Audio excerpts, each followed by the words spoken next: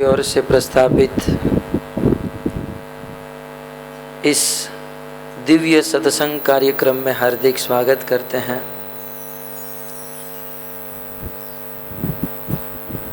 भगवान की कथा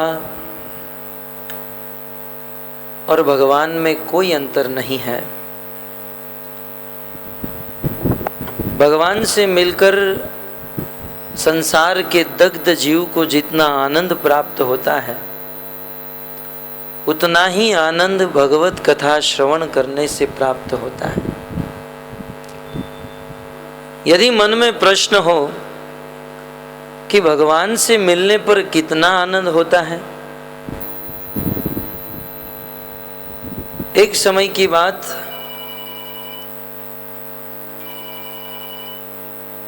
जब इस संसार के समस्त देवी देवता संसार के दुखों से दग्ध होकर भगवान विष्णु की शरण में गए और अपनी दिव्य स्तुति से, प्रार्थना से, संकीर्तन से भगवान से विष्णु को प्रकट किया। जब भगवान से विष्णु देवताओं के सामने प्रकट हुए, समस्त देवताओं से युक्त होकर ब्रह्मा जी भगवान विष्णु से स्तुति करते हैं। भगवान को देखकर ब्रह्मा आदि देवताओं को जो आनंद हो रहा है, वह आनंद ब्रह्मा जी सबके सामने प्रस्तुत करते हुए कहते हैं कि हे प्रभु,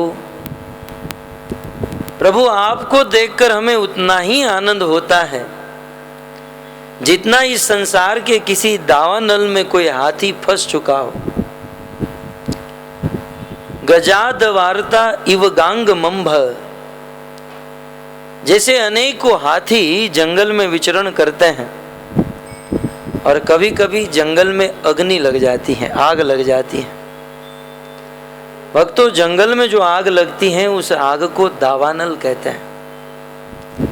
विश्वनाथ चक्रवर्ती ठाकुर इस संसार को भी दावानल कहते हैं।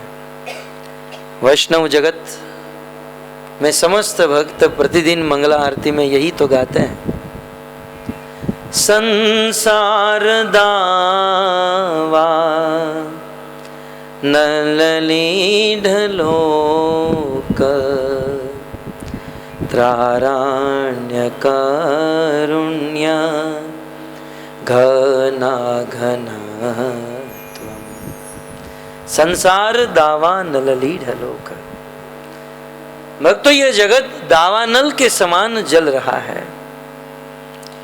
आप सब जानते हैं, जंगल में जो आग लगती है, जो दावानल लगता है, वह आग कोई लगाने नहीं जाता है। कोई माचिस की तिल्ली डालकर कोई आग लगा दिया, जंगल की आग अपने आप लग जाती है ना। ठीक उसी प्रकार इस संसार में जो आग लगी है, हमारे सब के हृदय में एक आग है, दुख है। और वक्त तो यह दुख कोई लगाने नहीं आया है, हमारे जीवन के दुख अपने आप लग चुके हैं। कितना सुंदर सिद्धांत है। कई बार हमारे जीवन में जब दुख आते हैं तब हम दूसरों को दोष देते हैं। फलाने प्रभु जी के द्वारा हमको दुख मिला, फलानी माता जी के द्वारा दुख मिला, ये दुखी कर रहा है, वो दुखी कर रहा है। भक्तों, इस जगत में कोई व्यक्ति किसी को दुखी नहीं कर सकता। यदि हमारे जीवन में दुख आ रहे हैं तो ये दुख हमारे ही कर्मों का फल है।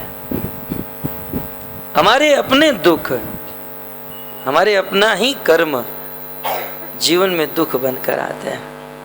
ये बात रामायण में भी लिखी है। भगवान श्री रामचंद्र के अनुज छोटे भाई भरत, और उनसे भी जो छोटे थे, जिसका नाम था लक्ष्मण,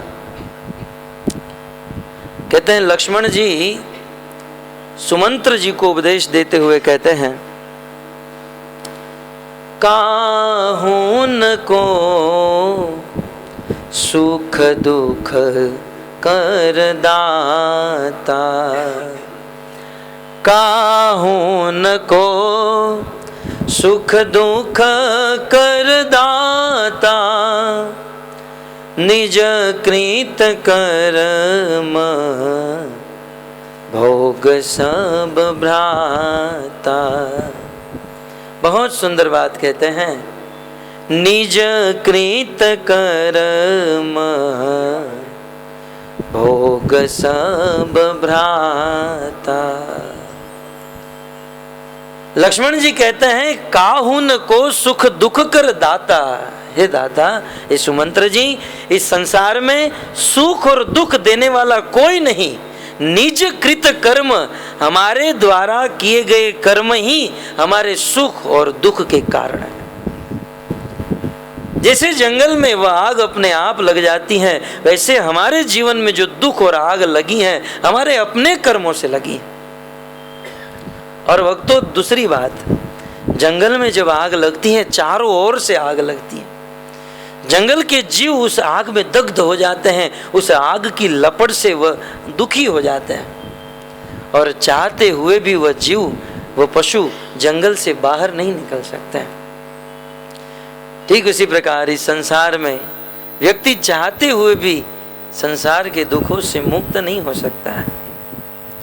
और भक्तों, ऐसे दुखालय जगत में रहकर यदि कोई ये कहे कि मैं सुखी हूं या मैं सुखी होना चाहता हूं, तो ये जीवन का सबसे बड़ा धोखा है, सबसे गलत चीज है। तो दुखालय जगत, और इस दुखालय जगत में सब लोग दग्ध हो रहे हैं, परंतु ब्रह्मा आदि देवता भगवान का दर्शन करके भगवान को कहते हैं कि हे प्रभु, आपका दर्शन करके हमें इतना सुख मिला, इतना सुख मिला, जैसे जंगल में रहने वाले बड़े बड़े हाथी जंगल की अग्नि से दग्ध है। यहाँ भागो तो अग्नि, वहाँ भागो तो अग्नि, भारत से भागो अमेरिका जाओ तो वहाँ भी आग, वहाँ भी दुख, अमेरिका से यूरोप में जाओ वहाँ भी दुख, भारत में दुख, सब जगह पर दुख। तो वे हाथी यहाँ वहाँ भागते हैं, परंतु सब जगह पर आग ही आग मिलती है। तो इस आग से दुखी हाथी को अचानक सहसा किसी गंगा जैसे शीतल जल का स्पर्श हो जाए, और गंगा नदी में उस आग से दग्ध हाथी गंगा का सहारा लेकर गंगा नदी में चला जाए, उस गंगा के ठंडे जल को स्पर्श करके उस हाथी को जितना सुख मिलता है, उतना ही सुख हे प्रभु आपका दर्शन करके हमें प्राप्त हो चुका है। जंगल की अग्नि से दग्ध होकर एक हाथी को गंगा का स्पर्श करने से जितना सुख मिल रहा है, उतना ही सुख संसार के दुखों से दग्ध हम सब देवताओं को आपका दर्शन करने से प्राप्त होता है। भक्तों, बड़े बड़े देवता भी भगवान का दर्शन करके परम सुख को प्राप्त होते हैं। तो हम सबका परम सौभाग्य है कि वही भगवान की कथा में उपस्थित हैं। भगवान और भगवान की कथा में कोई अंतर नहीं है। जितना सुख भगवान को देखकर देवी देवताओं को होता है, उतना ही सुख भगवान की कथा सुनकर हम सबको प्राप्त हो सकता है। तो हम सबका परम सौभाग्य है, ऐसी भक्तिवेदांत स्वामी शिल प्रभुपाद जी की कृपा से इस दग्ध संसार में भी शिल प्रभुपाद जी की असीम अनुकंपा से हम उस गंगा के शीतल जल का आनंद महसूस कर रहे हैं। भगवत कथा के माध्यम से परम सुख की अनुभूति कर रहे हैं। आइए, आज राधिका माता जी की इच्छा है कि राधा रानी की कथा हो। वैसे तो राधाष्टमी कुछ दिन पहले बीत गई और श्रीमती राधा रानी के विषय में कुछ बोलना और समझना ये अत्यंत मुश्किल है। आचार्यों के द्वारा वर्णित है, इस संसार में 4 तत्वों को समझना अत्यंत कठिन है। सर्वप्रथम भगवत तत्व को समझना ये बहुत मुश्किल है। तत्पश्चात गुरु तत्व को समझना मुश्किल है ना। कई बार हम गुरु के साथ बैठते हैं, गुरु के साथ विचरण करते हैं, लेकिन हमारे गुरु की ज़्यादा संगति करने से कभी कभी हम गुरु को समझ नहीं पाते हैं। इसलिए शास्त्र का एक सिद्धांत है, गुरु से ज्यादा दूर भी नहीं रहना चाहिए और गुरु से ज्यादा निकट भी नहीं रहना चाहिए। यदि अति दूर गुरु से अति दूरी हो गई तो गुरु को समझ नहीं पाएंगे, और गुरु से अति निकटता हो गई तब भी गुरु की महिमा को, गुरु के प्रभाव को हम नहीं समझ पाए। ये किताब है, किताब में कुछ लिखा है, यदि बहुत दूर हो तो ये किताब में जो लिखा है वो पढ़ नहीं सकते, यदि बहुत निकट हो तब भी इस किताब के अक्षर को पढ़ नहीं सकते हैं, लेकिन समान दृष्टि से हो तब पढ़ सकते हैं। ठीक उसी प्रकार गुरु को समझना अत्यंत कठिन। आचार्यगण कहते हैं गुरु तत्व अर्थात बलदेव जी, बलदेव जी गुरु तत्व है। आपने बलदेव जी की लीला सुनी होगी। महाभारत का जब युद्ध हुआ तब बलदेव जी ने कह दिया मैं ये खून खराबा नहीं करूंगा, ये खून खराबा करने में मेरा कोई इंटरेस्ट नहीं है। इसलिए बलदेव जी ने कहा मैं युद्ध नहीं करूंगा, मैं तीर्थाटन करूंगा, तीर्थों में भ्रमण करूंगा। देखिए ध्यान से सुनिए गुरु तत्व कितना गूढ़ है। जब बलदेव जी तीर्थाटन करने गए और तीर्थाटन करते करते करते नैमिषारण्य क्षेत्र में पहुंचे, वहां पर रोमहर्षण सूत जी 88,000 ऋषि मुनियों को कथा श्रवण करा रहे थे। आप थोड़े अंदर बैठिए, थोड़े अंदर हो जाइए। अरे बोल, वहां थोड़ी जगह कर दीजिए। हरे कृष्णा कृष्णा कृष्णा। ओ थोड़ी, हाँ। हरे कृष्णा कृष्णा कृष्णा हरे। हरे कृष्णा हरे हरे। यहाँ पर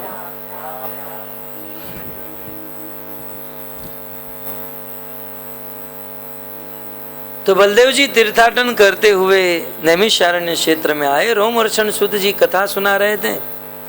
बलदेव जी को देखकर समस्त श्रोता खड़े हो गए, परंतु रोमहर्षण सूत जी व्यासपीठ पर बैठे थे, भगवान की कथा में मग्न थे।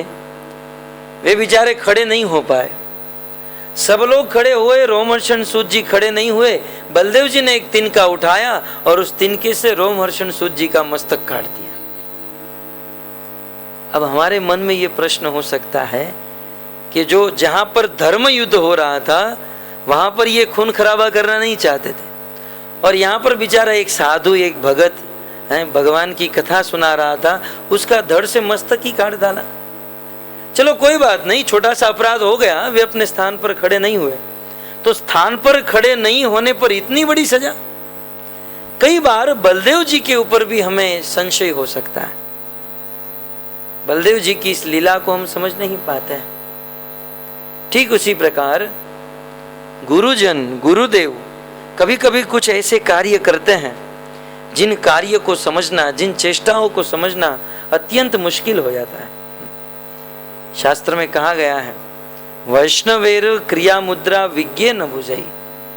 जो शुद्ध वैष्णव होते हैं, भक्त होते हैं, उनकी क्रिया और मुद्रा हम पूर्ण रूप से जान नहीं सकते हैं। अब तुरंत बलदेव जी के ऊपर कोई दोषारोपण कर सकता है कि उन्होंने रोमहर्षण सूत जी को मार डाला। क्यों? भक्तों, इसका वास्तविक गूढ़ अर्थ तो ये है कि बलदेव जी ने रोमहर्षण सूत को मारा नहीं, उसे तार दिया। बलदेव जी ने सोचा कि रोमहर्षण सूत जी, उनका जीवन भक्तिमय जीवन है, अनेकों सालों से भगवत कथा करते आए हैं, भगवान का नाम लेते आए, और अभी जब वे भगवत कथा कर रहे थे उनका मन, उनकी बुद्धि, उनकी वाणी, उनके नेत्र सब कुछ भगवत कथा में लगा हुआ है। उनकी प्रत्येक इंद्रिया भगवत कथा में लगी हुई है, और इस समय यदि इनकी मृत्यु हो जाए तो तुरंत भगवान के धाम में चले जाएंगे। रोमहर्षण सूत का उद्धार करने के लिए बलदेव जी ने उनका वध कर दिया।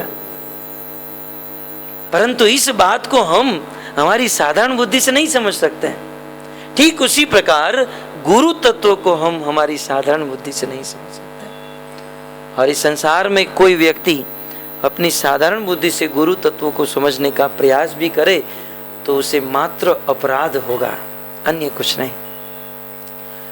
तो भगवत तत्व को समझना मुश्किल है, गुरु तत्व को समझना मुश्किल है, तत्पश्चात धाम तत्व को समझना, भगवान के तीर्थ धाम की क्या महिमा है उसे समझना मुश्किल है। और उससे भी मुश्किल है ना, सबसे मुश्किल यदि कोई है तो राधा तत्व को समझना। आचार्यों ने कहा है कि संसार में सहस्त्र सहस्त्र मनुष्यों में से कोई एक भगवान को समझने का प्रयास करता है। भगवान कृष्ण स्वयं भगवद गीता में अर्जुन से कहते हैं, मनुष्याणाम सहस्त्रेषु कश्चित यतति सिद्ध्यते। सहस्त्रेषु मनुष्येषु, सहस्त्र सहस्त्र मनुष्यों में से कोई एक भगवान को समझने का प्रयास करते हैं, और सहस्त्र करोड़ों करोड़ों लोग जो भगवान को समझने का प्रयास करते हैं, उनमें से कोई विरला ही अर्जुन मुझे तत्व से जान सकता है। कोई एक व्यक्ति ही मुझे तत्व से जान सकता है। और भगवान श्री कृष्ण को तत्व से जानने वाले करोड़ों करोड़ों लोगों में से कोई एक व्यक्ति श्रीमती राधा रानी को जान सकता है। तो राधा तत्व अति गूढ़ तत्व है, इसे समझना अत्यंत मुश्किल है। परंतु आइए संक्षिप्त में श्रीमती राधा रानी के चरित्र की कथा तो हम कुछ दिनों से करते आए हैं। किस प्रकार से उनका जन्म हुआ, किस प्रकार से गोलोक से इस पृथ्वी पर आई, और किस प्रकार से राधा रानी का जन्म विंध्याचल के वहाँ हुआ। तत्पश्चात वे यमुना में बहते हुए वृषभानु एवं कीर्तिदा महारानी को प्राप्त हुई, और बरसाने में बहुत सुंदर उत्सव हुआ। ये सारी कथाएं कुछ दिनों से हम सब श्रवण कर रहे हैं। तत्पश्चात गत सत्र में हमने श्रवण किया था कि श्रीमती राधा रानी भगवान को अपने वश में कर चुकी है। यद्यपि भगवान श्री कृष्ण पूरे जगत के स्वामी हैं, सारी दुनिया कृष्ण के पीछे भागती है, परंतु वह कृष्ण श्रीमती राधा रानी के पीछे भागते हैं। जयदेव गोस्वामी गीत गोविंद में लिखते हैं, साक्षात भगवान श्री कृष्ण श्रीमती राधा रानी से कहते हैं कि राधे राधे, आपका यह दिव्य चरण कमल मेरे मस्तक पर रख दीजिए ताकि मेरे मस्तक की शोभा बढ़ जाए।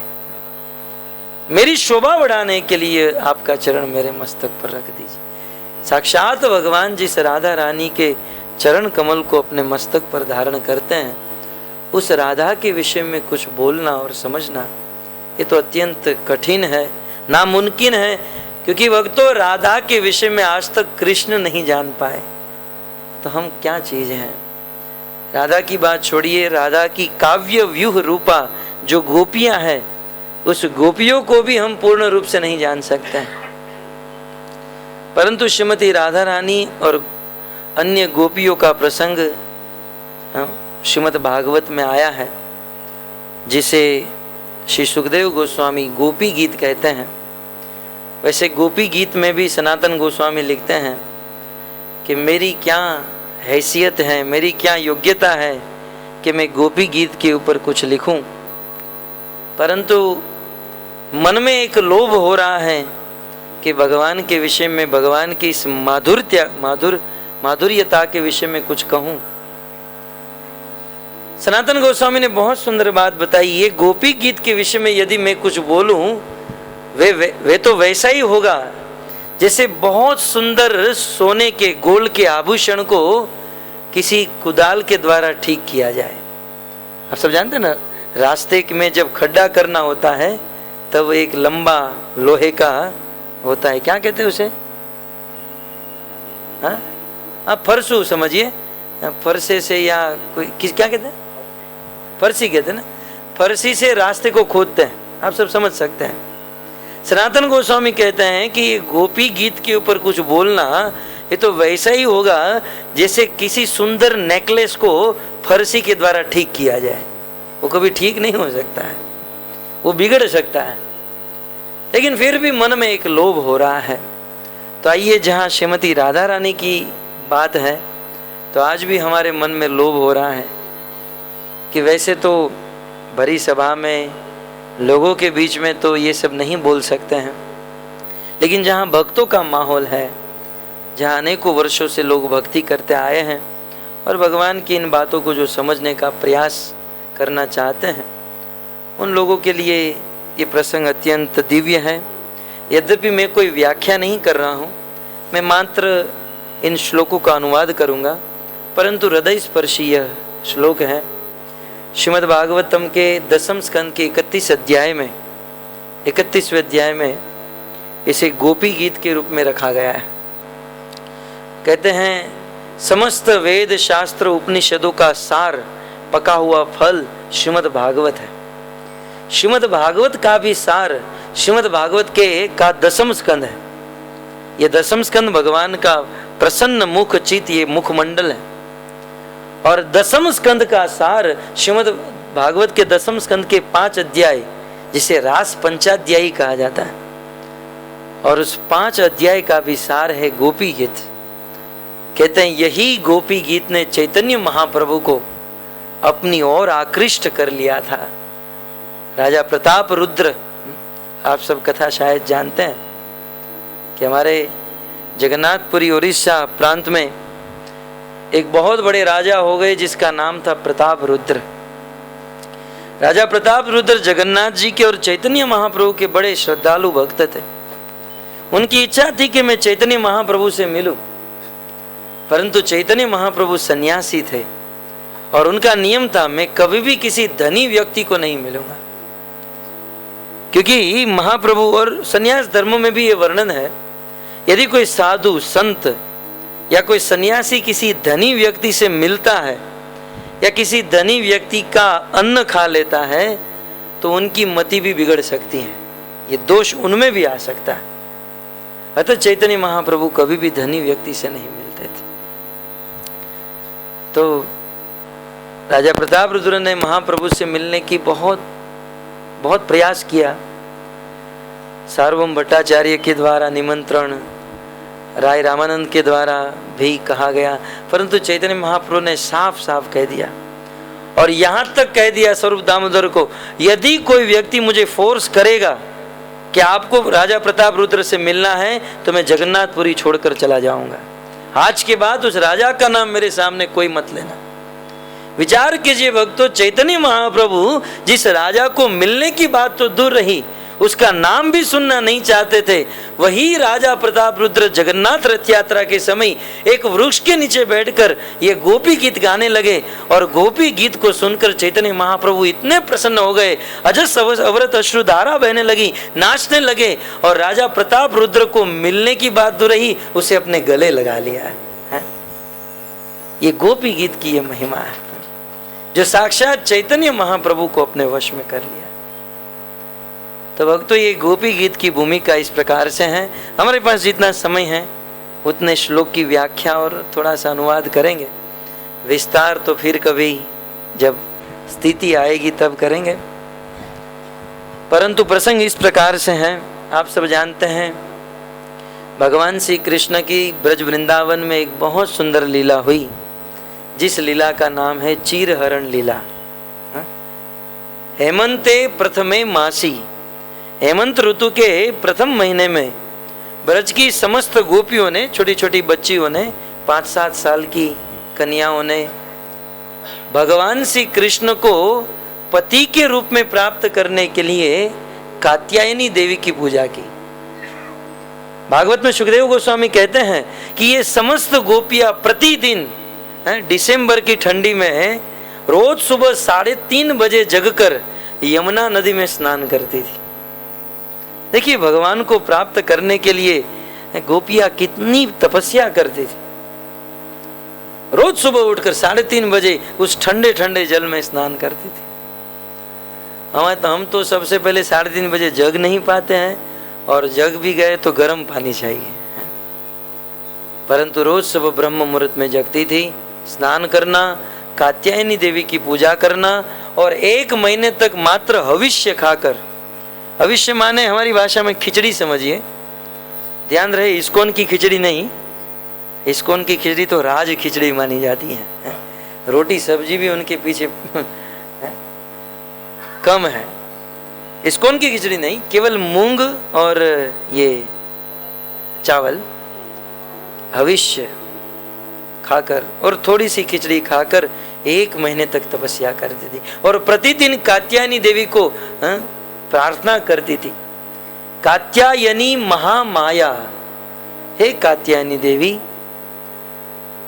हम आपसे प्रार्थना करते हैं कि नंद गोप सुतम देवी पति में कुरुते नमः, ये नंद का पुत्र कृष्ण हमारा पति बन जाए, बस आप ऐसा आशीर्वाद दीजिए।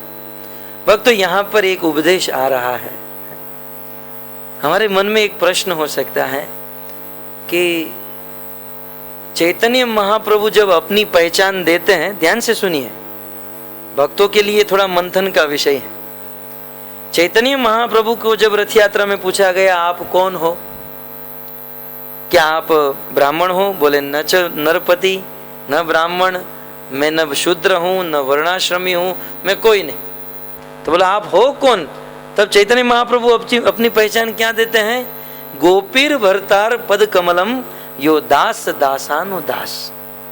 चैतन्य महाप्रभु कहते हैं मैं गोपियों के भरतार, भगवान श्री कृष्ण के दास। कृष्ण का दास कौन है? श्रीमती राधा रानी। उनका दास कौन है? गोपी। कहते हैं भगवान श्री कृष्ण की दास राधा और उनकी दास गोपी, मैं गोपियों के दासों का दास हूं। ये चैतन्य महाप्रभु अपनी पहचान देते हैं। हम सब लोग कृष्ण के भक्त हैं, हम सब लोग गौड़ीय भक्त हैं, चैतन्य महाप्रभु की धारा में चलने वाले। और चैतन्य महाप्रभु कहते हैं मैं गोपियों के पद चिन्ह पर चलने वाला हूं। और गोपियां क्या कर रही हैं? कात्यायनी देवी की पूजा कर रही हैं। तो कई बार हमारे मन में ऐसा हो सकता है, और कई बार हम लोग देवी देवताओं को इतना नकारते हैं, देवी देवताओं को इतना दुत्कारते हैं कि इस देवी के मंदिर में नहीं जाना चाहिए, इस माता जी के मंदिर में नहीं जाना चाहिए। लेकिन विचार कीजिए, ब्रज में रहने वाली गोपियां 1 महीने तक लगातार कात्यायनी देवी की पूजा करती थी। ये कात्यायनी देवी दुर्गा देवी का स्वरूप है, पार्वती का स्वरूप। तो भक्तों, सिद्धांत ये है कि किसी भी देवी देवता के मंदिर में जा सकते हैं, किसी भी देवी देवता के मंदिर में जा सकते हैं, परंतु मूल चीज ये है कि उस देवी देवता के मंदिर में जाने का उद्देश्य क्या है। ये ब्रज में रहने वाली गोपियां कात्यायनी देवी की पूजा कर रही थी, लेकिन उद्देश्य क्या था? पति में कुरुते नमः, ये नंद का पुत्र कृष्ण मेरा पति बन जाए। इस उद्देश्य से यदि कोई दुर्गा देवी के पास जाता है, कात्यायनी देवी के पास जाता है, या गणपति बापा के पास जाता है, या किसी की भी पूजा करता है, इसमें कोई तकलीफ नहीं, परंतु उद्देश्य क्लियर होना चाहिए। गोपियों का उद्देश्य था कृष्ण हमारे पति बने, इसलिए कात्यायनी देवी की पूजा कर रही थी। और यही प्रसंग रामायण में भी आता है। देवी सीता गजानन गणपति महाराज की पूजा करती थी, गिरिजा जी की पूजा करती थी। क्यों? भगवान श्री रामचंद्र मेरे पति बन जाए। गणनायक बरदायक देवा, आज लगी तुम ही कर सेवा। देवी सीता ने ऐलान किया कि हे गजानन गणपति महाराज, मैंने मेरे जीवन भर तक आपकी सेवा की, आपकी पूजा की। क्यों?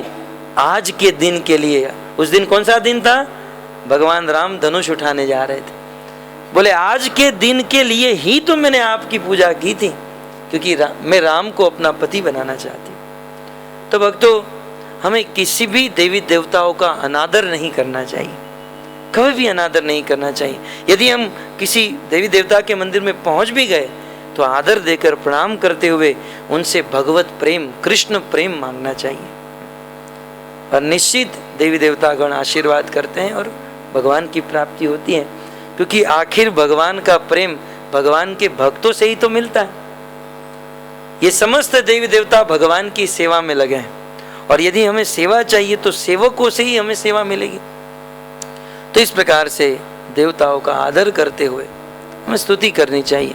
रामायण में तो भगवान श्री रामचंद्र ने यहाँ तक कह दिया कि यदि कोई मेरी बहुत बड़ी भक्ति करे, रात दिन मेरी भक्ति करता रहे, लेकिन देवी देवताओं की अवहेलना करता है, शिव द्रोही मम भगत कहावा, सो नर नार की गति पावा।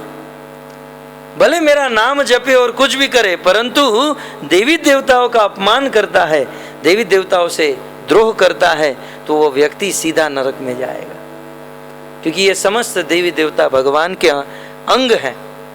यदि हम कहें कि हम कृष्ण से प्रेम करते हैं लेकिन कृष्ण की भुजाओं से प्रेम नहीं करते, हमें कृष्ण पसंद है लेकिन कृष्ण का पांव पसंद नहीं है, तो कोई बात है? यदि हमें कृष्ण पसंद है तो कृष्ण के हाथ भी पसंद है, कृष्ण के चरण भी पसंद है।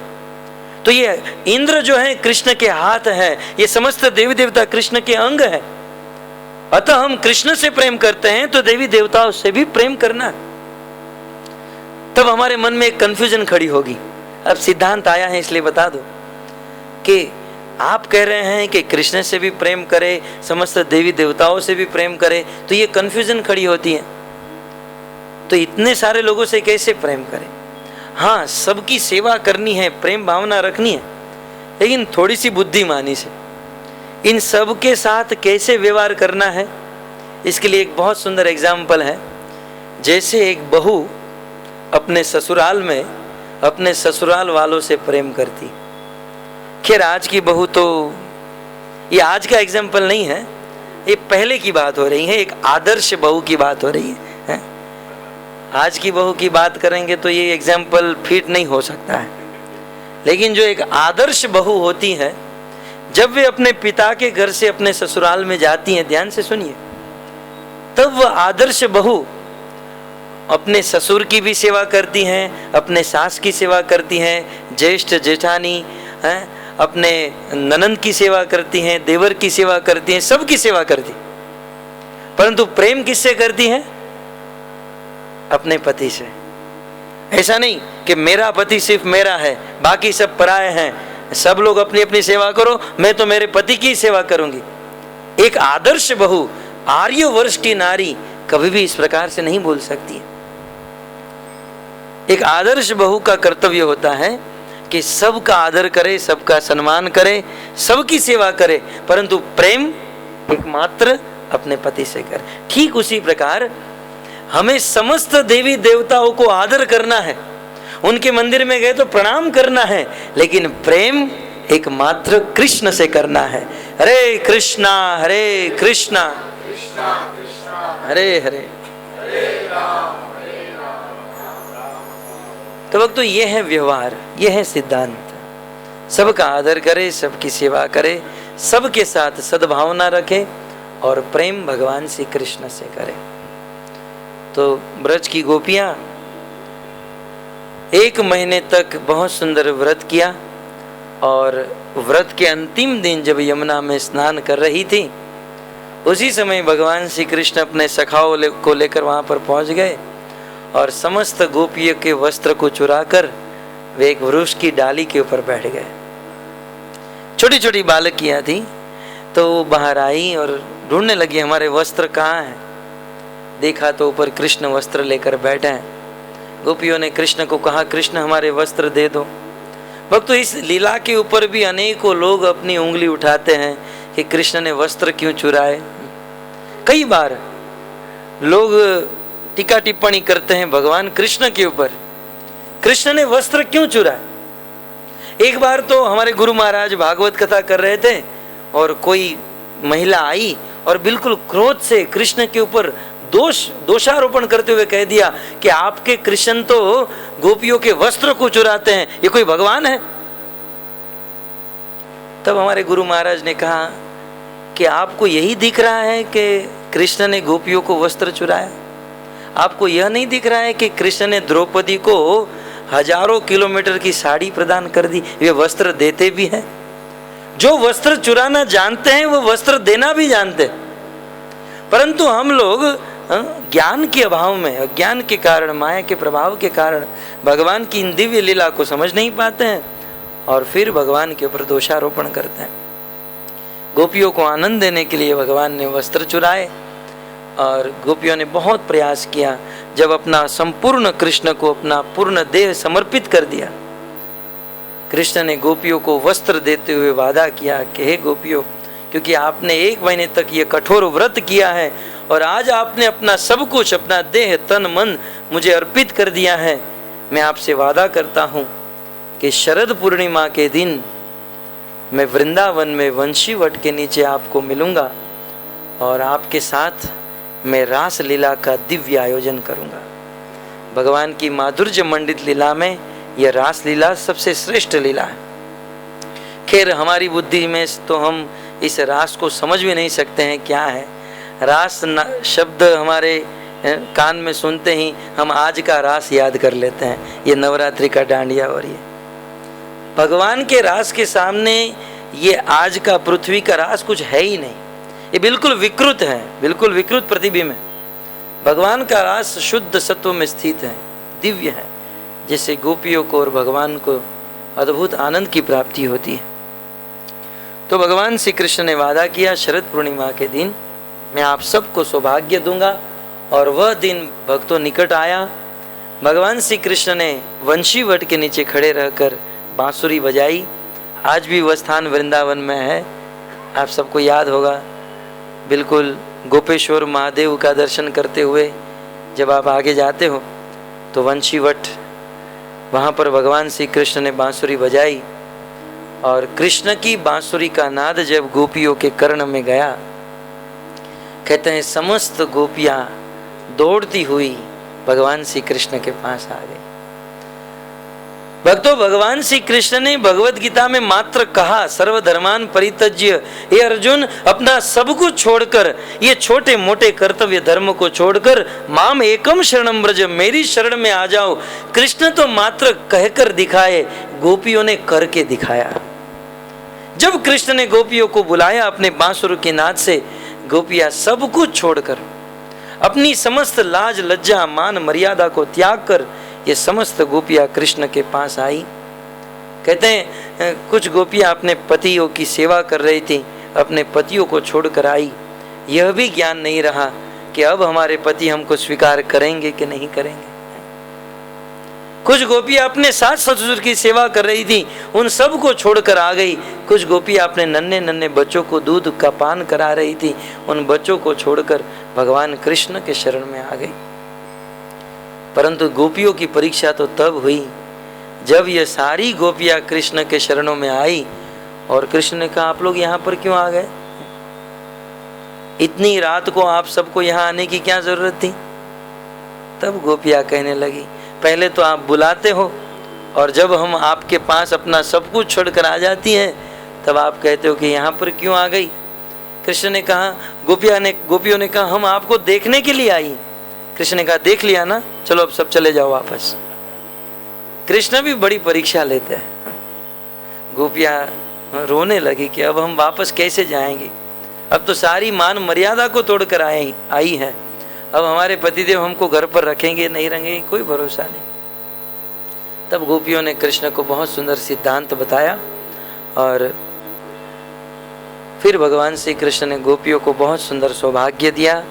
कहते हैं यमुना के तट पर भगवान श्री कृष्ण की गोपियों के साथ, श्रीमती राधा रानी के साथ रास लीला हुई। कहते हैं इस रास लीला में 33 करोड़ गोपियों ने भाग लिया था। अनेकों गोपियां थी, भगवान श्री कृष्ण सब के साथ रास खेल रहे थे। और उस दिन भगवान ने अपना ऐसा ऐश्वर्य प्रकट किया, ऐसा अद्भुत ऐश्वर्य, कहते हैं प्रत्येक गोपियों के साथ कृष्ण नाच रहे थे। समस्त गोपियों को लगा कि कृष्ण हमारे साथ ही है और श्रीमती राधा रानी को भी लगा कृष्ण हमारे साथ है। जब श्रीमती राधा रानी ने देखा कि आज कृष्ण सबके साथ नाच रहे हैं, श्रीमती राधा रानी को मान हो गया, थोड़ा क्रोध आ गया। राधा रानी रूठ गई और रूठ कर उस रास लीला से चली गई और सब गोपियों को लगा कि कृष्ण आज हमारे साथ हैं। गोपियों को अभिमान हुआ। कहते हैं गोपियों के अभिमान को तोड़ने के लिए और राधा रानी के मान को तोड़ने के लिए भगवान श्री कृष्ण उस रास लीला को छोड़कर चले गए, राधा रानी को लेकर आगे चलने लगे। तब राधा रानी को हुआ कि कृष्ण मेरे साथ हैं। और कृष्ण जब राधा रानी के पूर्ण वश में हो गए तब राधा रानी कहने लगी, कृष्ण मेरे पांव में कांटा लग गया है और अब मैं चल नहीं सकती हूँ। तब भगवान श्री कृष्ण ने कहा, ठीक है राधे, तो मैं तुम्हें उठा लेता हूँ। कृष्ण जैसे ही राधा को उठाने गए तुरंत कृष्ण वहां से अदृश्य हो गए। राधा रानी चारों ओर ढूंढने लगी, कृष्ण कहाँ गए कहाँ गए। कृष्ण के विरह में राधा रानी दुखी हो गई, बार बार ढूंढ रही है लेकिन कृष्ण मिल नहीं रहे। और वहां पर भगवान श्री कृष्ण रासलीला से अदृश्य हो गए। सभी गोपियां ढूंढने लगी। ढूंढते ढूंढते ढूंढते समस्त गोपियां घोर वन में चली गई। श्रीमती राधा रानी रास्ते में मिली। बोले कृष्ण कहाँ गए? हमें तो लगा कृष्ण आपके साथ होंगे। बोले कृष्ण मुझे छोड़कर भी चले गए। तभी ये सारी गोपियां कृष्ण को घोर वन में प्रवेश करके ढूंढ रही हैं, परंतु कृष्ण मिल नहीं रहे हैं। तब समस्त गोपियों ने सोचा कि यदि हम इस प्रकार से वन में चलती रहेगी और कृष्ण इस वन में हमसे दूर भागते जाएंगे तो कृष्ण को इस वन में कंकर पत्थर कांटे लग जाएंगे। अतः हमें घोर वन में नहीं जाना चाहिए। और यदि हमें कृष्ण को प्रकट करना ही है, यदि हमें कृष्ण को प्राप्त करना ही है, तो इस संसार में कृष्ण को प्राप्त करने के लिए और कुछ करने की जरूरत नहीं, बस भगवान के नाम का कीर्तन कीजिए, कृष्ण तुरंत वहां पर प्रकट हो जाते हैं। गोविंद को रिझाने के लिए गान जो है सर्वश्रेष्ठ वस्तु है। भगवान श्री विष्णु ने नारद जी को कहा भी है कि नारद ना हम बसामी वैकुंठे, नारद जी मैं वैकुंठ में नहीं रहता हूं, ये रात दिन कपालभाति भस्त्रिका करने वाले योगियों के हृदय में भी नहीं रहता हूं। नारद जी मैं वहां पर रहता हूं, यत्र गायन्ति मद भक्ता तत्र तिष्ठामि नारदा, जहां पर मेरे भक्त रात दिन मेरे नाम का कीर्तन करते हैं, मेरे गुण रूप लीला का गान करते हैं, मैं निरंतर वहां पर प्रकट रहता हूं। मुझे बुलाने की जरूरत नहीं, जैसे ही मेरे भक्तों के द्वारा गान शुरू हुआ तुरंत मैं प्रकट हो जाता।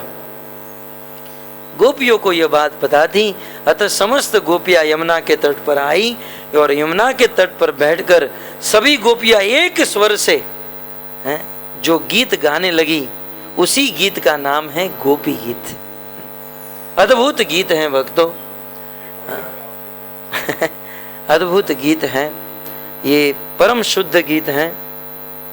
कार्तिक के महीने में वृंदावन में ये प्रतिदिन गाया जाता है और ये दिव्य गीत है। आइए केवल इस गीत को गाकर इसका अनुवाद करें। जयति तेधिकं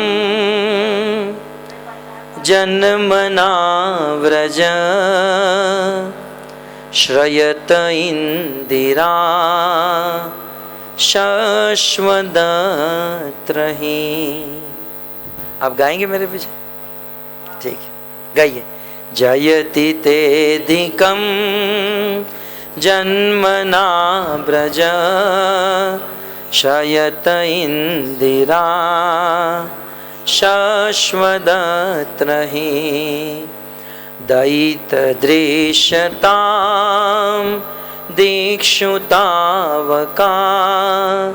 त्वयि घृतासव त्वां विचिन्वते दयित दृश्य। जोर से।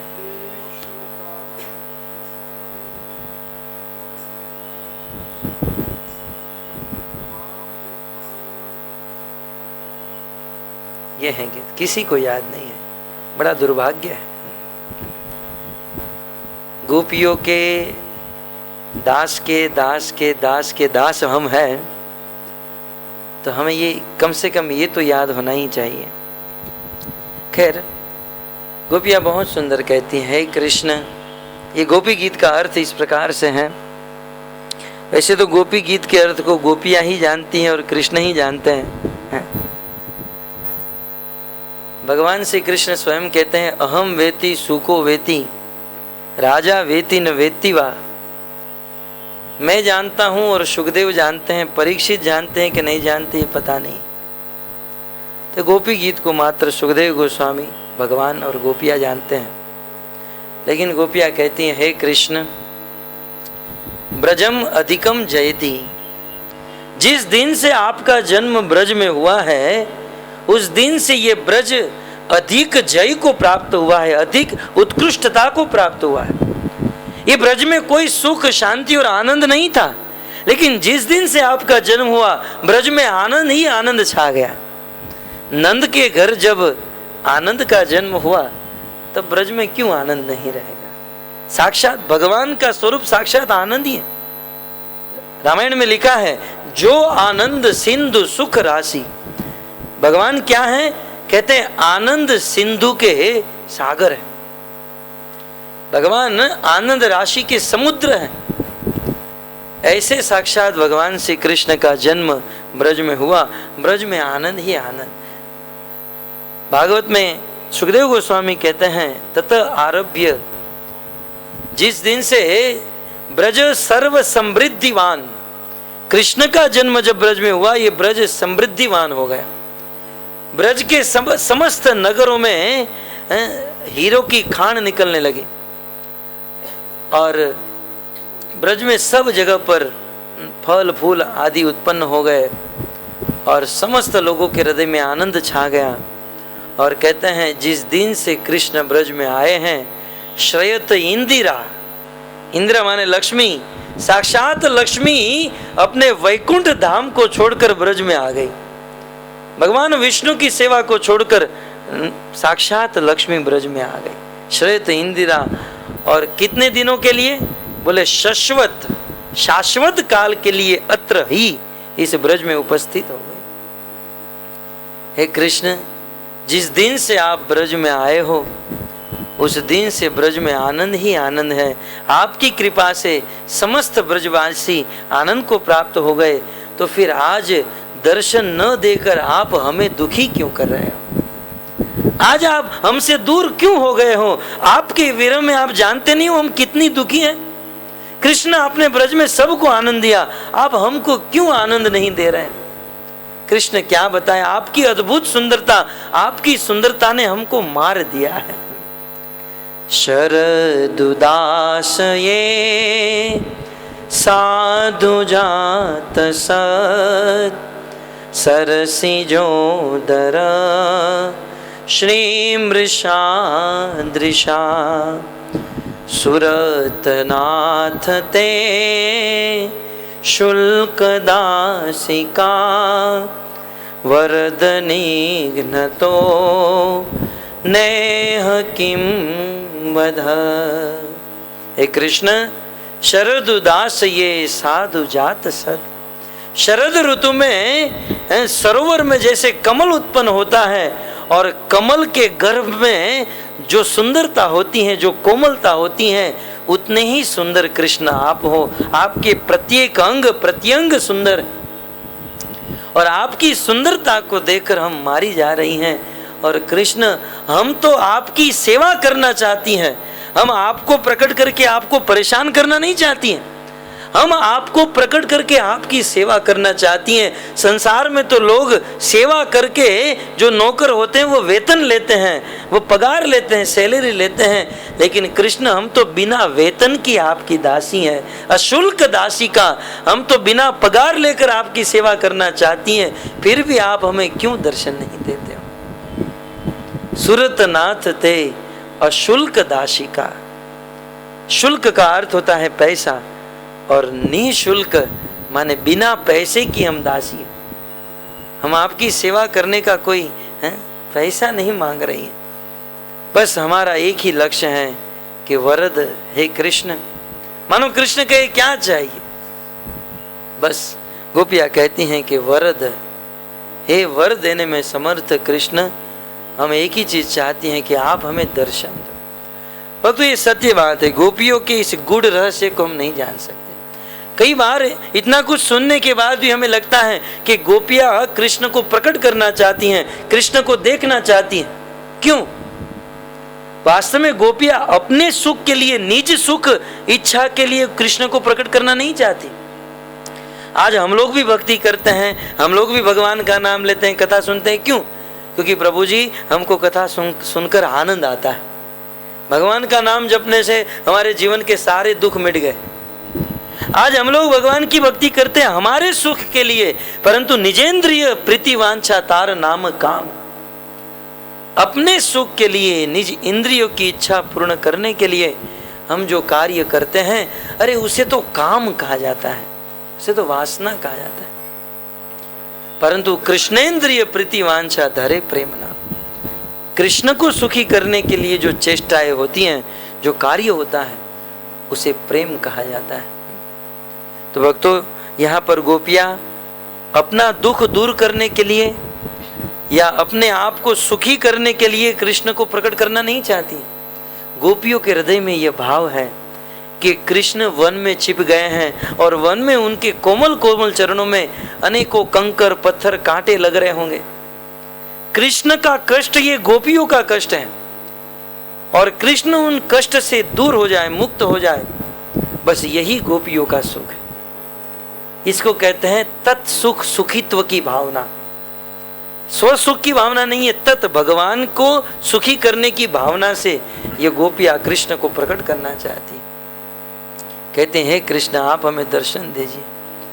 कृष्ण जब जब ब्रज में आपत्ति आई है, जब जब ब्रज में दुख आए हैं, तब तब आपने ब्रजवासियों की रक्षा की है। क्या आप नहीं जानते हैं? विष जलाप्ययाद व्याल राक्षसाद वर्ष मारुताद वैधुतानलाद वृषमयात्मजाद विश्वतो भयाद ऋषभते वयम रक्षिता मुहु। बहुत सुंदर कहती हैं ऋषभ। भगवान श्री कृष्ण को गोपियां संबोधन देती हैं ऋषभ। भक्तों, भगवान का एक नाम ही है ऋषभ, और भगवान का एक अवतार भी है ऋषभ अवतार। ऋषभ का अर्थ होता है श्रेष्ठ। हे कृष्ण, आप सभी वस्तु में श्रेष्ठ हो, और कृष्ण ब्रज में जब जब आपत्ति आई आपने हमारी रक्षा की। वह गिना गिना कर कहती हैं विष जलाप्य याद व्याल राक्षसाद। वृंदावन का जो जल था, कहते हैं विष से युक्त हो चुका था। विष जलाप्य याद। भक्तों, प्रत्येक शब्द पर एक बड़ी बड़ी कथाएं यहाँ पर हम कह सकते हैं, परंतु समय के अभाव में हम मात्र स्पर्श कर रहे हैं। कहते हैं यमुना का जल कालिया नाग के विष से द्रुमिल हो चुका था, जलित हो चुका था, विष से युक्त हो चुका था, और कालिया नाग अपना विष इतना फैला चुका था। कहते हैं उस ब्रज की गाय उस जल को पीने से तुरंत वहां पर मर जाती थी। यहाँ तक जिस हृद में, काली हृद में जहाँ पर विष था, आकाश से पक्षी यदि उड़ता था तो उस विष से प्रभाव के वो पक्षी भी गिर जाता था। परंतु उस समय भगवान श्री कृष्ण उस विषैले जल में प्रवेश किए और अपने छोटे से शरीर से कालिया नाग, इस विशाल काय कालिया नाग के साथ घमासान युद्ध किए, और युद्ध करके भगवान श्री कृष्ण कालिया के फैन के ऊपर नृत्य किए और कालिया के सारे विष को निकाल दिए और उस यमुना जल को विष से मुक्त कर दिया। कहते हैं कृष्ण ब्रज के लोगों को, ब्रज की गाय बछड़ों को भी आपने उस विष से मुक्त कर दिया। इतना ही नहीं, व्याल राक्षसाद, बहुत बड़ा व्याल अगासुर नाम का राक्षस आया था, आपने उसे भी मार डाला। वर्ष मारुताद, देवराज इंद्र ने सांवर्तक मेघ को आदेश देकर पूरे ब्रज को बहाने का प्रयास किया, ब्रजवासी को मारने का प्रयास किया, परंतु गिरिराज गोवर्धन को धारण करके आपने ब्रजवासियों की रक्षा कर ली। विश्व तो भयात, इस प्रकार से आपने पूरे ब्रज को समस्त अनेकों भयों से मुक्त कर दिया। हे कृष्ण, आज तक आपने ब्रज में रहने वाले सभी लोगों को दुखों से मुक्त किया, समस्त आपत्तियों से मुक्त किया, और आज जब हमारे ऊपर आपत्ति आई है कि आपका दर्शन नहीं हो रहा है, आप हमें छोड़कर चले गए हो, तो कृष्ण क्या आप अभी भी आकर हमारी इस आपत्ति को दूर नहीं कर सकते हो? आज तक आपने हमारा दुख दूर किया, तो फिर आज हमारा दुख दूर क्यों नहीं कर रहे हो? कृष्ण, आज आप हमें दर्शन क्यों नहीं दे रहे हो? जब इस प्रकार से बार बार कहने पर कृष्ण ने दर्शन नहीं दिया, तब गोपियों ने कृष्ण को कह दिया। और भक्तों, यह वाक्य तो गोपी ही कह सकती हैं, संसार में किसी की ताकत नहीं कि कोई व्यक्ति कृष्ण को यह कह दे। न खलु गोपिका नंदनो भवान अखिल देहिनाम अंतरात्मद्रेक विखन सार्थितो विश्वगुप्तये सखौ देवान् सात्वतां कुले। गोपियाँ कहते हैं कृष्ण कृष्ण, इस प्रकार से बार बार हम आपको बुला रही हैं, पुकार रही हैं, फिर भी आप हमें दर्शन नहीं दे रहे हो। आज तो ये साबित हो गया कि आप यशोदा के पुत्र नहीं हो। आज ये सार्थक हो गया, आप यशोदा के पुत्र नहीं हो। क्यों?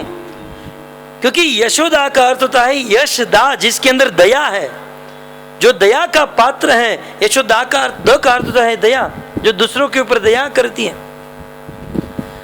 यदि आप यशोदा के पुत्र होते, गोपिका, यदि आप गोपिका यशोदा के पुत्र होते तो आज आपको हमारे ऊपर दया आ गई होती। लेकिन न खलु गोपिका नंद नो भवान, निश्चित गोपिका पुत्र न, आप गोपी के पुत्र यशोदा के पुत्र नहीं हो। क्योंकि बार बार हम आपको इस प्रकार से पुकार रही हैं या हम लोग मरी जा रही हैं, लेकिन फिर भी आप हमको दर्शन नहीं दे रहे हो, आपको हम पर दया नहीं आ रही है।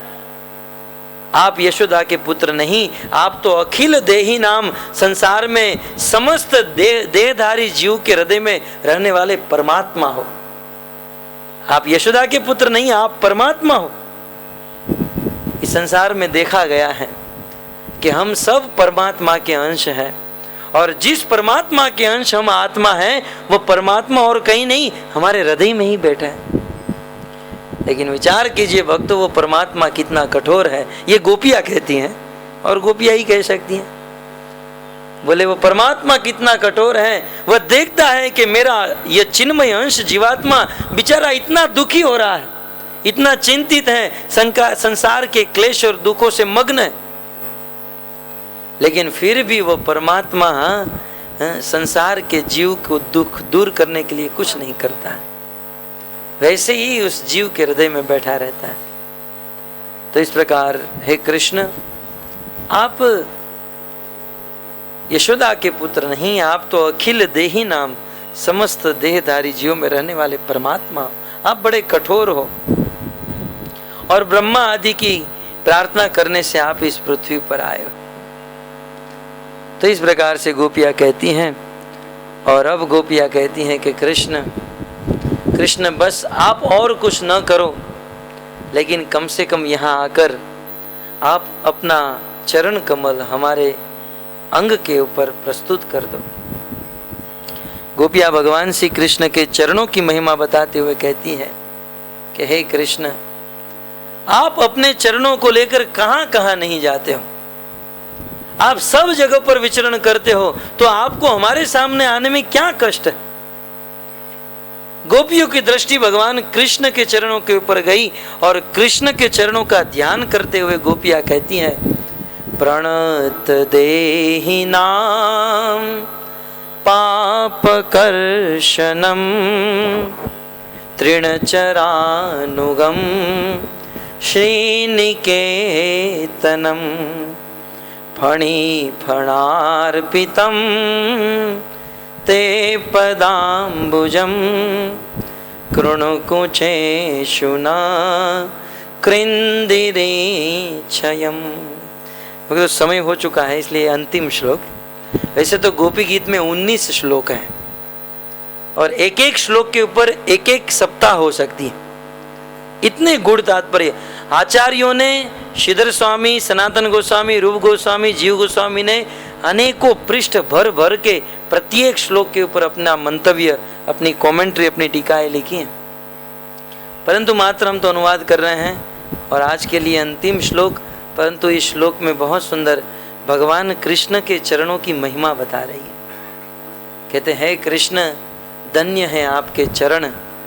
आपके चरण का यदि कोई व्यक्ति ध्यान भी कर लेता है, और यदि ध्यान न कर सकता हो तो कोई बात नहीं, एक बार भी यदि कोई व्यक्ति आपके चरणों में प्रणाम कर लेता है तो क्या होता है। कहते हैं, प्रणत देहि नाम, यदि देहधारी जीव आपके चरणों में प्रणाम करे तो पाप कर्षणम, उस जीव का आप समस्त पाप अपनी ओर खींच लेते हो और उस व्यक्ति को निष्पाप बना देते हो, परम पवित्र कर देते हो। यदि किसी जीव में कितने भी पाप क्यों न हो, परंतु जैसे ही वो व्यक्ति कृष्ण को प्रणाम करता है, भगवान उनके हृदय के सारे पाप खींच लेते हैं। कृष्ण 10 अश्वमेघी पुनरेति जन्म है, 10 अश्वमेघ यज्ञ करने वाले का फिर से जन्म हो सकता है, परंतु कृष्ण प्रणामी, कृष्ण को एक बार भी कोई प्रणाम कर दे, न पुनर्भवाय, उसका फिर से कभी जन्म नहीं होता है। तो प्रणत देहि नाम, कृष्ण आपके चरणों में प्रणाम करने वाला व्यक्ति समस्त पापों से मुक्त हो जाता है। आप उनके सारे पाप मुक्त कर देते हो।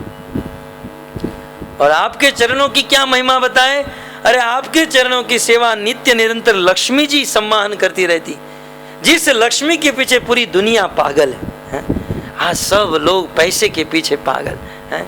विरार से ट्रेन भर भर के लाखों लोग चर्चगेट की ओर, चर्चगेट स्टेशन पर खड़े रहिए, कितना मोमेंट है। लाखों लोग विरार की ओर, यहाँ से वहाँ, ट्रेन से, रिक्शे से, बस से, फ्लाइट से, यहाँ से वहाँ। उद्देश्य क्या? पैसा। पैसे के लिए रात दिन एक लक्ष्मी के वैभव कला के पीछे सब लोग पीछे भागते हैं। और वह लक्ष्मी क्या करती हैं? भगवान के चरणों की सेवा करती है, भगवान की सेवा करती है। खैर, संसार के लोग लक्ष्मी को चाहते हैं, धनतेरस के दिन लक्ष्मी पूजा आदि सब कुछ करते हैं। लोग लक्ष्मी को चाहते हैं, लेकिन लक्ष्मी के पति को नहीं चाहते हैं। और वास्तव में जो लोग लक्ष्मी को चाहते हैं और लक्ष्मी के पति को नहीं चाहते हैं, वो लोग रावण जैसे हैं, वो मरने वाले हैं। क्योंकि रावण भी लक्ष्मी को चाहता था, लक्ष्मी के पति को नहीं चाहता था। और जो लोग भगवान को नहीं मानते और बस लक्ष्मी को ही मानते हैं, बस रावण की तरह पैसे को चुराना और सीता को ही रखना चाहते हैं, मरने वाले हैं। भक्तों, संसार में लोग सोचते हैं कि हम लोग बस लक्ष्मी पूजा करेंगे, पैसे आएगा, पैसे रखेंगे, परंतु थोड़ी सी बुद्धि होनी चाहिए। लक्ष्मी आजकल की लड़कियों की तरह नहीं। ये लक्ष्मी जो है पतिव्रता नारी है, अपने पति को छोड़कर कहीं भी नहीं जाती है। और यदि कोई घसीट कर उनको लेकर भी गया अपने घर पर, तो ज्यादा दिन तक टिकती नहीं है। कई बार आप देखते हो ना, कुछ लोगों के पास पैसे तो बहुत आते हैं, लेकिन पैसा हाथ का मेल है, आता है चला जाता है, आता है चला जाता है। क्यों? क्योंकि संसार के लोग लक्ष्मी को चाहते हैं, परंतु लक्ष्मी पतिव्रता नारी हैं। वे मान लो 1-2 दिन के लिए आ भी गई, लेकिन तुरंत अपने पति के पास वापस चली जाती। लेकिन बुद्धिमान तो वो लोग हैं जो कृष्ण को चाहते हैं। एक बार कृष्ण किसी के घर पर आ गए तो लक्ष्मी तो उसके पीछे पीछे आ जाएगी, बिना बुलाए आ जाएगी। कहते हैं वही लक्ष्मी रात दिन भगवान श्री विष्णु की चरणों की सेवा करती रहती। ये है भगवान के चरण कमल। मन में ये प्रश्न हो सकता है कि जिस भगवान कृष्ण की के चरणों की सेवा लक्ष्मी करती है, वो हमें कैसे मिल सकते हैं? वो सेवा हमको कैसे मिल सकती है? तब गोपियां कहती हैं तृण चरानुगम श्रीनिकेतनम। भगवान श्री कृष्ण के चरण इतने नम्र हैं, कहते हैं वो लक्ष्मी को भी सुलभ हैं और ब्रज में रहने वाले छोटे छोटे पशुओं को भी सुलभ है। जिस पशुओं के पीछे, गाय और बछड़े के पीछे भगवान नंगे पांव दौड़ते थे, और जो चरण कमल भगवान पशुओं के पीछे लेकर दौड़ते थे, तो वो चरण कमल जो पशुओं को प्राप्त हो गए, वो हम मनुष्य को क्यों नहीं हो सकते हैं? अवश्य हो सकते हैं, परंतु उनके लिए कुछ करने की जरूरत है, और वो है भगवान की भक्ति। सुलभ। तो इस प्रकार से गोपियां कहती हैं कि आपके चरण का ध्यान यदि कोई कर दे, तो उस व्यक्ति के हृदय की सारी कामना नष्ट हो सकती है। तो भक्तों, इस प्रकार गोपियों की और राधा रानी की परम महिमा है। लेकिन उन्होंने जो गाया है, जो कहा है, उस चीज को यदि हम हमारे जीवन में उतारे, तो भगवान श्री कृष्ण के प्रेम सिंधु का एक बिंदु हमारे हृदय में प्राप्त हो सकता है।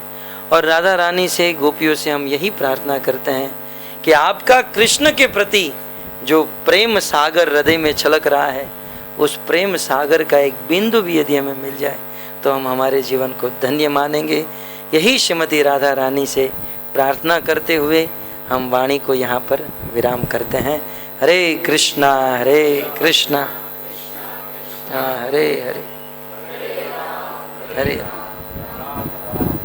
श्रीमती राधा रानी की, श्रील प्रभुपाद की। किसी का कोई प्रश्न हो तो पूछ सकते हैं, 2-5 मिनट। Any question? प्रवचन में कुछ समझ में ना आया हो या ऐसी कोई बात जो हमारे आध्यात्मिक जीवन में रुकावट बन रही हो? कोई प्रश्न है? हाँ, ओके।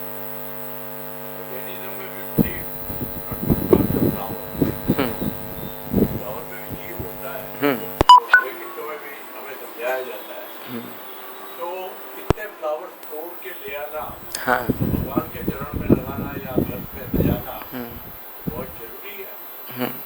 बहुत सुंदर आपका प्रश्न है। प्रश्न सबको समझ में आ गया ना? नहीं सुनने मिला? ओके, पहले मैं प्रश्न दोहराता हूँ फिर आंसर देता हूँ। आप ठीक से बैठिए। इनका प्रश्न है कि मैं जैन हूँ और जैन में और सर्व धर्म में ये कहा जाता है कि फूलों में भी जीव होता है ना? तो ऐसे फूल को तोड़कर और इतने सारे फूलों को तोड़कर भगवान को चढ़ाना, क्या ये ठीक है? तो बहुत सुंदर प्रश्न है। वास्तव में वनस्पति में जीवन है, ये तो जगदीश चंद्र बोस ने ही कह कर रखा है, तो ये तो बिलीव करना ही होगा। तो सब में जीव है। तो फूल को तोड़कर हम यदि भगवान के चरणों में लगाते हैं तो ये जो फूल है, ये फूल भी 84 लाख की जो योनि है उनमें से एक योनि है, और वो उनकी वास्तविक योनि नहीं, वो बेचारा फूल दुख भोगत रहा है ना? और आज नहीं तो कल वो फूल यदि हम काटेंगे नहीं तो मुरझा जाएगा, आज नहीं तो कल। तो वो मुरझा जाए उसके पहले उसको काट कर यदि हम भगवान के चरणों में रख देते हैं, तो यहाँ पर लिखा गया है कि प्रणत देहि नाम। ये फूल के पास भी एक शरीर है, जैसे हमारा ये शरीर है वैसे फूल का भी शरीर है। तो यहाँ पर लिखा है कृष्ण के चरणों में यदि कोई शरीर, कृष्ण के चरणों में यदि उस शरीर को रखा जाता है तो उस व्यक्ति का उद्धार हो जाता है। तो यदि हम किसी फूल को तोड़कर भगवान के चरणों में रखते हैं तो उस फूल का उद्धार हो जाता है, वो फूल मुक्त हो जाता है। यदि हम ऐसा नहीं करें तो वो फूल मरेगा और दूसरा फूल बनेगा, वो 84 लाख की योनि में फंस जाएगा। तो धन्य है भक्त समाज, वैष्णव समाज, जो फूलों को तोड़कर भगवान के चरणों में रखते हैं और फूलों का उद्धार कर देते हैं। यह इसलिए इसमें दो चीजें हैं, एक तो जीव हिंसा, सामाजिक लेवल पर देखा जाए तो फूलों को तोड़ना भी जीव हिंसा है, लेकिन शुद्ध भक्ति के स्तर पर देखा जाए तो फूल को तोड़कर भगवान को अर्पण करना ये शुद्ध भक्ति है। और ये बात साबित होती है भगवत गीता में। भगवान कृष्ण कहते हैं पत्रम पुष्पम फलम तोयम, हे अर्जुन ये पत्र पुष्प और फल मुझे अर्पण करो, यो में भक्त्या प्रयच्छति, प्रेम से अर्पण करोगे तो उस फूल का भी उद्धार और साथ में हमारा भी उद्धार होगा। और हम जब फूल भगवान को चढ़ाते हैं तो ये फूल हमारा है नहीं, वो भगवान का ही है। तो क्या सोचकर चढ़ाते हैं? तेरा तुझको अर्पण, ये प्रभु ये आपका ही है और हम आपको दे रहे हैं, है ना? तो ये भगवान प्रसन्न होते हैं। ठीक है, क्लियर? और कोई प्रश्न है? कुछ? ओके, हाँ बहुत सुंदर प्रश्न है। ओके, जैसे माता जी का कहना है कि जैसे आपने कहा कि फूल में जीव है उसको तोड़ना क्या ठीक है, वैसे यहाँ पर उन्होंने कहा कि वेजिटेबल में भी जीव है, उनको तोड़ना भी पाप है। लेकिन वेजिटेबल को तोड़कर भगवान को अर्पण करते हैं तो भगवान भोगता है। फॉर एग्जाम्पल, एक बहुत बड़ी सुपरमार्केट मॉल है और किसी मॉल में जाकर यदि वेजिटेबल हम ले लेते हैं और बिना पे किए हम निकल जाते हैं तो तुरंत पकड़कर हमको पीटेंगे, पिटाई होगी। लेकिन उस मॉल के कोई मॉल का जो मालिक है उसका सर्वेंट यदि वहाँ पर जाता है और वेजिटेबल लेकर वहाँ से बाहर निकलता है, वो कहेगा कौन हो आप? बोले मैं तो मालिक का ही आदमी हूँ, धीरू भाई अमानी का ही हूँ, रिलायंस फ्रेश से मैं जा रहा हूँ। बोले कोई बात नहीं, आप जा। तब वो व्यक्ति को पैसे नहीं देने पड़े। क्यों? क्योंकि जो जिसका मॉल है उसके लिए भोजन पक रहा है। ठीक है, ये सारी सृष्टि भगवान की है। ईशावास्यम इदम सर्वम यत् किंचित जगत्याम जगत, ये सब कुछ भगवान के अंदर से प्रकट हुआ है। तो ये जितने भी वेजिटेबल हैं, जो भी अहम बीज प्रद पिता, भगवान ने कहा है कि संसार में जितने भी बीज हैं वो देने वाला मैं हूँ। ठीक है, तो सब कुछ भगवान से उत्पन्न हुआ। तो भगवान से उत्पन्न हुई चीज हम जब भगवान को अर्पण करते हैं तो वह चीज, उस चीज का उद्धार हो जाता है। और उस चीज में मान लो वेजिटेबल तोड़ने में जो पाप है, यदि हम भगवान को अर्पण करते हैं तो उस पाप से हम मुक्त हो जाते हैं। इसलिए हमें वेजिटेबल भी खाना है तो भगवान को अर्पण करके खाना चाहिए। यदि भगवान को अर्पण किए बिना हम वेजिटेबल नहीं खाते हैं तो वो नॉनवेज के समान ही। नॉनवेज में थोड़ा ज़्यादा पाप है, वेजिटेबल में थोड़ा कम पाप है, लेकिन है तो पाप। भगवान कहते हैं भोंगते तेतु अगम पापा ये पचंती आत्म कारणात, जो मुझे भोग अर्पण किए बिना जो प्रसाद नहीं खाते हैं तो वो पाप खा रहे हैं, फिर वो वेज हो नॉन वेज हो। तो भगवान को वेजिटेबल भी अर्पण करके खाना चाहिए। लेकिन ध्यान रहे भगवान नॉनवेज नहीं खाते। कुछ लोग कहते हैं कि ठीक है भगवान को भोग लगाना है तो हम नॉनवेज भी लगाएंगे, चाय कॉफ़ी भी। भगवान ने गीता में बिल्कुल क्लियर कहा है कि मैं पत्रम पुष्पम फलम, मैं सत्वगुणी आहार खाता हूँ। नहीं तो भगवान कहते हैं कि मांस, अंडी, मछली, तोयम है, लेकिन भगवान ने क्लियर कहा है। ठीक है, और कोई प्रश्न, जिज्ञासा पूछिए। हाँ,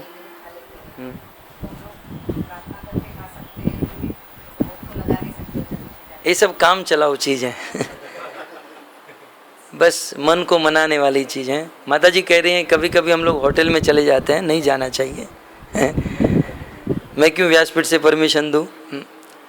कभी कभी हम लोग होटल में चले जाते हैं और वहाँ पर भगवान को प्रणाम करके खा लेते हैं, तो क्या वो चलेगा? वास्तव में कहूँ तो नहीं चलेगा। होटल की चीज़ भगवान नहीं खाते हैं।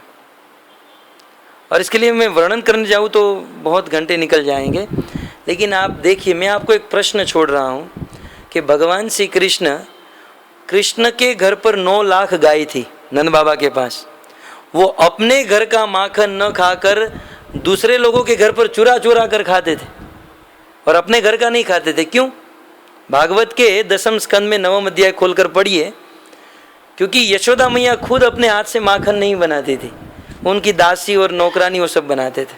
भगवान ने सोचा ये नौकर चाकर भोजन पकाते हैं, उसमें कोई भाव नहीं है, लेकिन ब्रज की गोपियाँ जब माखन बनाती है उसमें भाव है। भाव में अंतर है ना। होटल में कोई कुक भोजन पकाते हैं, उसका भाव क्या है? पैसे मिलेंगे। और एक माँ जब भोजन पकाती है तो भाव क्या है? मेरा बेटा खाएगा, मेरे पति खाएंगे, उससे उनकी शक्ति बढ़ेगी, वो सुखी होंगे। भाव में अंतर है। तो हमारे भगवान तो भावग्रही जनार्दन है, भाव देख रहे हैं। तो वो पसीने से लथपथ भोजन है होटल में बनता है, वो भगवान कभी नहीं खाते।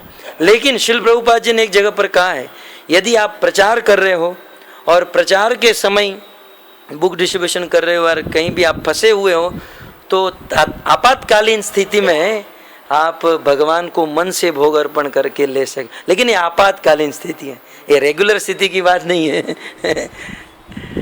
बस में होता है ना इमरजेंसी विंडो, तो इमरजेंसी के लिए होते हो, रेगुलर वहाँ से उतरने के लिए नहीं होता है। तो ये है, ठीक है। लेकिन अब तो इस्कॉन की बहुत बड़ी कृपा है शिल प्रभुपाद जी की, कि मान लो पूर्व संस्कार के कारण कभी होटल में जाने का मन होता है तो गोविंदा रेस्टोरेंट में जाकर पेट भर कर खाइए, क्योंकि वहाँ पर शुद्ध बनता है और कृष्ण कॉन्शियसनेस में रहकर बनता है, भक्तों की सेवा के लिए बनता है। राधिका माता जी मुझे 2-3 बार ले गई वहाँ पर गोविंदा में, बट आंखें जरा बहुत इधर-उधर देखती है ना, तो जो नीचे ऊपर कुछ देख लिया ना उसके बाद जाना है। वो तो होता रहता है आपका। तो मतलब ये भी तो नहीं है कि भाई घर में खाओ या होटल में खाओ या गोविंदा में खाओ। मेरे हिसाब से तो इतना फर्क नहीं पड़ता है। जो भी इंसान बनाता है गोविंदा में या जो भी इंसान बनाता है होटल में, जरूरी नहीं होता है कि पसीना तो यहाँ गोविंदा में भी होता है, मेरे घर में। एक्चुअली पसीने की बात सेकेंडरी है। 2 प्रकार की अशुद्धता होती है। एक तो बाहरी अशुद्धता, जो पानी ठीक नहीं होता है, मटेरियल ठीक नहीं होता है, ये दूर की बात है, हमें इससे कोई लेना देना नहीं है। भावना की बात है, भावना है ना, ये अशुद्धता की बात नहीं है, भावना की बात है। भाव क्या है? जब एक व्यक्ति भोजन बनाते हैं तो उसका भाव क्या है, और हमारे घर पर जब भोजन बनता है तो इसका भाव क्या है। अब पर्सनल मैटर पे जो भी है तो हम पर्सनल मिलकर चर्चा करेंगे, हैं? और कुछ है तो पूछिए। ओके, शील प्रभुपाद की। हरे कृष्णा कृष्ण अनाउंसमेंट के माइक हो जाए। जाओ बाबूजी।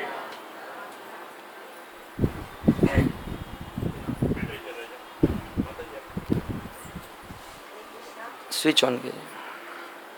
हरे कृष्णा। हम लोग बहुत ही आभारी हैं कि राधिका माता जी या लाल गोविंद प्रभु यहाँ आए हैं। So let us all welcome him by chanting Hare Krishna, Krishna Krishna Hare Hare, हरे राम राम राम हरे हरे। और हमारे यहाँ आए हैं कृष्ण कीर्तन प्रभु ये लाल गोविंद प्रभु के भाई के बेटे हैं, तो वो हमारे लिए अभी एक कीर्तन करेंगे। हाँ, आप एक कीर्तन गाएंगे हमारे लिए? हाँ प्रभु जी।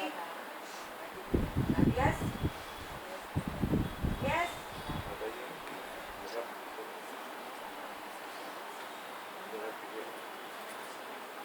No no. और प्रभु जी भी आप खुशियाभिषेक आप कीर्तन करेंगे? टाइम हो गया ना? हो गया?